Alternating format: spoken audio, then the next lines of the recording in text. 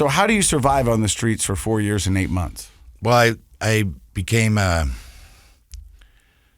creative collector, I guess you'd say, right? A creative collector. Yeah. So for those that are at home, how big are you?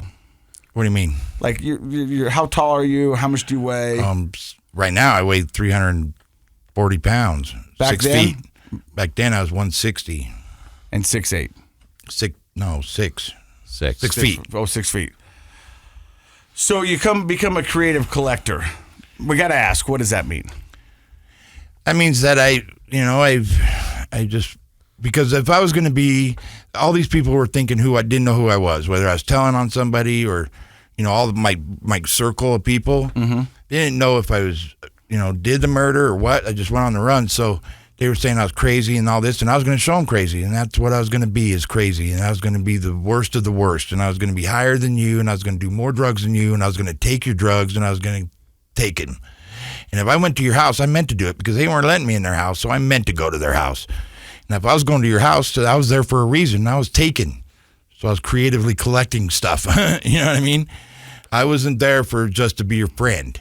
So off air, I don't know if you can say this, and if we can't, we'll bleep it, but you told me you were buying people's debt.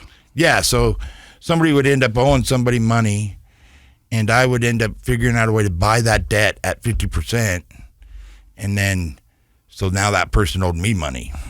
That debt was clear. And then you would go collect. I'd go collect. I'd leave a card. I went by this guy named Jimmy Ray Johnson, and I had a card that had Creative Collective Services, and I left it, didn't have a number on it.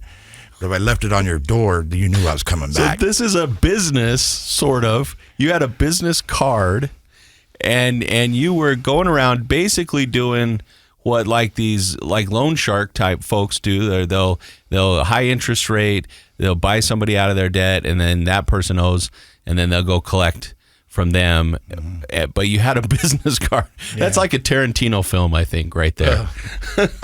I had to be that guy. I had a sword.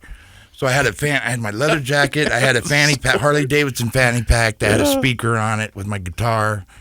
I had a buck knife and a buck knife. I had a buck knife in the laces, a buck knife in the laces here, and I had leather strips on the end of those. I had a sword that I took off a guy's wall.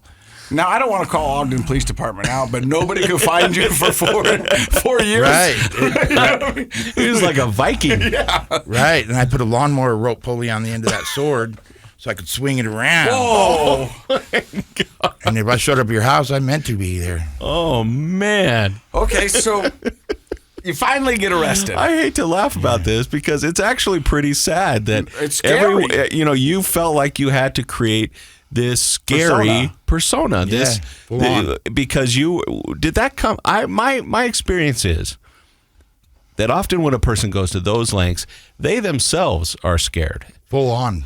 Scared of life, scared of walking around the corner. People didn't trust you anymore. Your circle of friends thought maybe you were a murderer, or maybe you were going to rat them out. Yeah. And so you were afraid for your own life. Yeah. So instead of withdrawing and going somewhere else, and you leaned into it. Yeah, it was, Mad Max Thunderdome in the streets of Ogden. Yeah, and you had a problem with me, then if you were looking for me, I was looking for you.